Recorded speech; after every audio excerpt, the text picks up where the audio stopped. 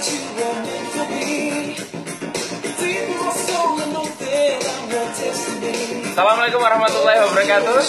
Selamat pagi teman-teman dimanapun saat ini Anda sedang berada. Jumpa lagi kita berjumpa dengan saya Arif RH ya. Dalam rekaman video iseng seperti biasanya. Pada kesempatan pagi hari ini saya akan membahas tema tentang arti dan dampaknya dalam hidup ya. Arti dan dampaknya dalam hidup. Teman-teman semua, saya pernah ikut menonton sebuah seminar pemberdayaan diri lewat CD gitu.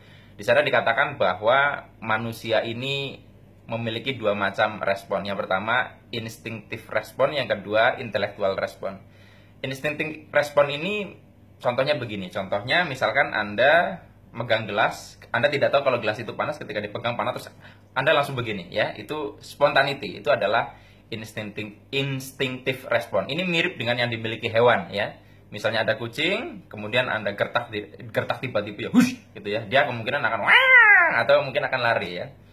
Nah, jadi if you see the kucing in front of you and you whoosh, the kucing will run ya.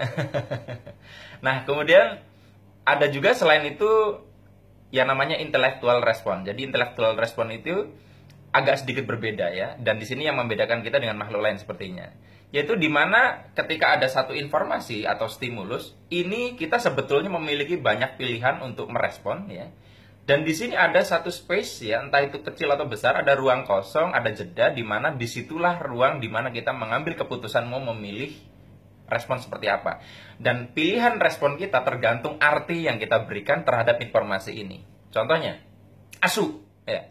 Ketika saya bilang asu, kira-kira apa respon Anda? Ada yang mungkin kaget, ada yang mungkin marah, ada yang mungkin tertawa, saya tidak tahu. Bahkan mungkin ada yang diem aja, karena dia nggak mengerti asu itu apa. Saya jadi ingat ketika beberapa waktu lalu saya kesekian kalinya diundang ke Hong Kong. Di sana kami melakukan sebuah kekeliruan sepertinya waktu di lift, sehingga ada satu orang ngomong terus di dalam lift. Ya, orangnya laki-laki. Nah, kemudian saya senyum-senyum aja ketika si orang itu ngomong. Dan ketika sudah keluar, salah satu rekan kami yang mengerti bahasa Hongkong bilang, tadi tuh orangnya marah gitu loh. Nah, saya karena tidak mengerti bahwa orang itu marah ya, saya memberikan arti dia lagi ngomong apa gitu ya. Saya pikir dia tidak marah, sehingga tidak ada muncul rasa ketakutan, tidak ada muncul rasa bersalah. Ya saya fun-fun aja gitu. Nah, kita lihat bahwa ketika saya memberi artinya begitu, maka informasi ini reaksinya akan berbeda ketika saya mengerti. Contohnya begitu, sama seperti Anda menangkap kata asu tadi, ya.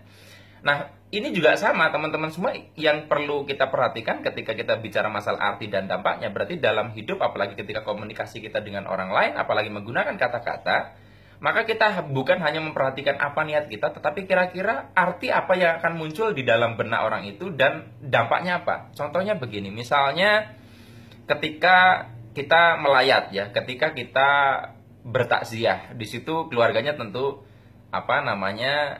kehilangan ya orang yang dicintai. Kemudian kita niatnya sih bagus, kita bilang sabar ya Bu ya, sabar ya Bu ya, tabah ya Bu ya. Maksud Anda, niat Anda tentunya ingin menguatkan ya. Tetapi bisa jadi, tidak selalu ya, bisa jadi itu membantu, tapi bisa jadi arti yang dia dapatkan justru ditangkap, iya gue sekarang lagi gak sabar, iya gue lagi lemah butuh dikuatkan. Justru mengkonfirmasi bahwa dia sedang rapuh gitu loh. Ya sama seperti misalkan kejadian kemarin, ada bom di Jakarta, banyak yang bikin tagline, Jakarta berani ya, kemudian kami tidak takut ya. Terlepas apapun itu artinya beda-beda. Ada orang yang membaca itu jadi berani, ada juga yang memberi arti, waduh, kalau ada slogan-slogan kayak gini berarti gawat nih. Nah, kita bisa lihat bahwa sebenarnya informasi yang sama bisa diartikan berbeda ya di dalam diri setiap orang. Nah, saya pernah punya pengalaman yang menarik. Contohnya menarik sekaligus menegangkan kalau menurut saya. Saya pernah memberikan motivasi dulu banget zaman masih diundang di sekolah-sekolah, di mana di situ saya mengajak mereka untuk merenung, kemudian mengingat orang tua mereka dan menjadikan orang tua sebagai bahan untuk mereka termotivasi. Kenapa setelah dilakukan renungan itu, ya cukup banyak yang termotivasi, tetapi ada satu orang setelah kejadian itu dia malah kejang begini ya, kaku, katalepsi istilahnya, dan mengalami histeria ya. Ternyata dia memberikan arti yang berbeda dan justru muncul perasaan sedih karena dia baru saja ditinggalkan ibunya. Kita bisa melihat bahwa niat saya memotivasi tapi justru menjatuhkan. Nah, di dalam kita berkomunikasi dengan orang lain, ini kita perlu memperhatikan arti dan kira-kira dampaknya bagaimana. Dan di Facebook ini nampak sekali. Ya, ketika saya membuat sebuah status, tujuan saya A, orang bisa mengartikan beda, sama sekali nggak nyambung. Entah itu disebut beda paham, salah paham, gagal paham, intinya nggak nyambung.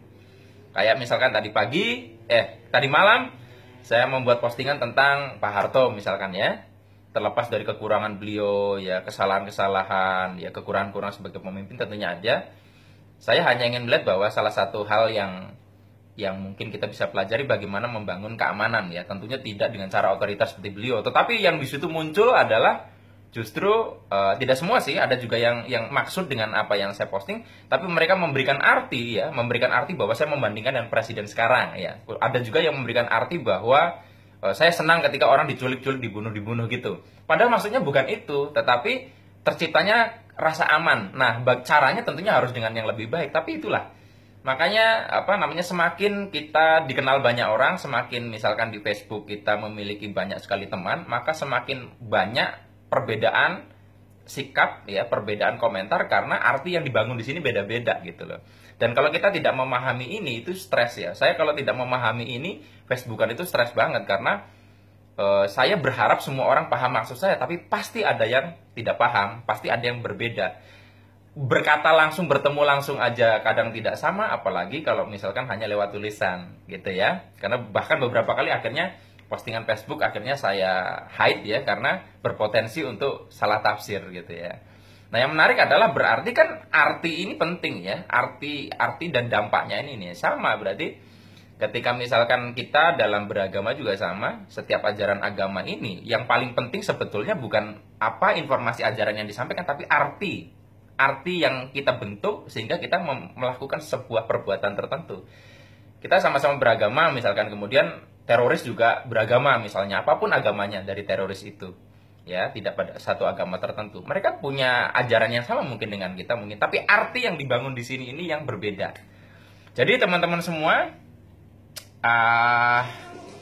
di dalam hidup tentunya kita bebas saja untuk memilih sikap, respon, dan perbuatan apapun. Tapi yang jelas adalah dampak yang terjadi dalam hidup kita, kualitas hidup kita, kebahagiaan kita, bahkan keberhasilan kita, salah satunya dibangun dari sejauh mana kita mumpuni membangun arti yang memberdayakan di dalam diri kita. Sekian dari saya. Mohon maaf kalau ada kata-kata yang kurang berkenan. Saya akhiri. Billahi taufiq wal hidayah. Wassalamualaikum warahmatullahi wabarakatuh. See you.